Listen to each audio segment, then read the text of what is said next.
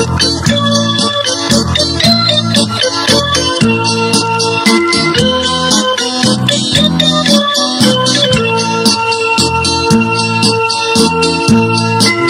taas. Ay.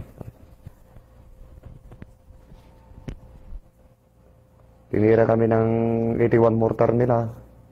Ayun, medyo umatras kami. Dahil paubos na rin yung ration namin. Isang araw na lang nun. Withdraw ng mga wounded, patay. Withdraw, inabot pa ng 2 days. Kasi na-landmines pa yung nagdala. Kaya yung ration namin, ginawa na lang namin yung isang saingan, naging 3 saingan, yung bigas. Yung isang paydays. Isang ulaman na rin ng 7 tao yun. Kumbaga, kinan namin mabuti. Para magkasya ng 2 days yung pagkain namin.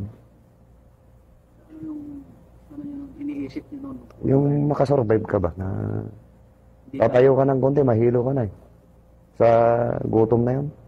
Tapos tubig pa, wala na. Parang hindi nyo naisip na parang ano na tayo dito, ano pa? Hindi na rin mo makonday pag umatras ka pa, maraming haharang sa baba. Mga 2 days, dumating yung ratio, yun na. Bisa na naman kaming naglakad. Mga kon na yun. Yung maghapon na yun, umaga. Yun na, umpisa. Umaga ng Friday. Mga alas 8. Doon na nag-umpisa ang muhadi na yan. Na hindi ko makalimutan. Kasi... Bakit hindi mo siya makalimutan na siya? Hindi ko makonday yan ang kuwan ko ba. Diyan na ako kinabahan talaga sa totoo lang. Maaari mong ikwento kung paano nangyari yan. Umaga pa lang, mga alas 8 na yan. Bagbagan na yan. Diretsuhan na yan, hanggang na yan, hapon. Dahil leading ang 19 company, palaging nawawan din na, namamatayan. Sige, kaya natin, sabi ni Captain Gisa. Kaya na natin ito. Kung maaari nga, kunin na natin ngayon. Nakalapit na yan ng 5 meters. Ang hindi lang kasi nakondyan, yung pagkuman ng pito, sa totoo lang. Si Lt. Colonel Caldillo, hindi niya alam yung nangyayari sa perimeter, sa harapan. Yung pag-command ng pito, yan nagkulang. Pwede sana yung command na yan kung nakikita mo yung harapan. Yung pag-command ng pito, depensa lang. Imbis na assault yun, sana. Para konti pa yung madamage. Nagtuloy-tuloy yung hanggang pag bumira ng RPG, 2, 3, 1 dead. Sabi ko, kay Lit Guevara, sabi ko sa kanya, ang baret mo, nailapit mo, hindi mo nga naiputok eh. Hanggang naidikit natin, hindi naiputok. Pag ganun niya, tinamaan niya. Patay siya. Sabi ko, ang totoo dito, sige, mag-cover lang kayo. Pero huwag yung hintaan ng 60. Tirahan nyo ng 90 RR. Pag huminto yan, titira na naman ng RPG yan. 3, 2 na naman wounded yan, sabi ko. Namatay si Late Guevara. Ano yung nakaramdaman mo? Masakit din dahil kasama mo yan eh. Pero nakausap mo pa siya? Doon pa sa baba, nakausap ko na. Bago kami mag-move noon, nakausap ko na. Pustahan tayo, sabi ko. Hanggang may dikit yung baret, hindi mo may puputok yan. Bakit, Sergeant? Paano mo may puputok makahoy? Hindi mo nakikita ang kalaban. Hanggang naidikit ng 25 meters, hindi na iputok. Sayang lang yung bigat ng dala niya na arma. Hanggang gabi yan, magdamag putukan yan. Palitan ng putok. Walang humpay. Ang wounded, ilagay sa likod. Kunin mo yung baril niya, bala niya. Yun na naman, gamitin mo. Pag may na-wounded, kunin mo na naman yung bala niya. Yan na naman ang gamitin. Hanggang dire-diretso yan. Sabado ng umaga, maghapon, yun na, nag-iisipan na kung anong gagawin. Kasi pagtiyagaan mo na yung magi na nginangata mo na lang eh. Tapos sabaw ng sardinas yung pinakatubig mo na eh. Ano yung yun, tumatakbo sa isip nyo na wala kayong pagkain, hindi kayo makakain ng gusto. Wala ka rin ganang kumain dahil nakikita mo yung kasama mo, patay, may naghihingalo. Katulad ni late Captain Gisa. Kinukutsara nga namin ni Jeronimo yung lalamunan, yung nabubuong dugo dito, para makahinga lang. Pero nakakausap niyo pa niyo. Nakakausap pa namin Ano doon. sinasabi niya sa inyo? Di ako makahinga. Sabi niya. Ayun. Hawakan ko dito. Kutsarahin mo, Jeronimo, para makahinga si Sir. Gagawin namin yung kutsara. Yung nabuong dugo dito sa lalamunan niya. Yung makahinga ng konti.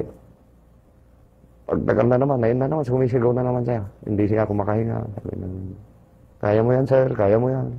Palagi namin sinasabi ganun.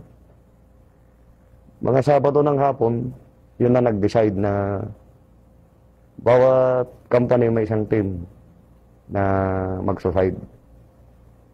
Lumapit sa akin si Captain Cordoba. Hapon yun eh. Karinggal, Sir, buo yung team nyo, no? Yes, Sir. Walang sakitan ng loob.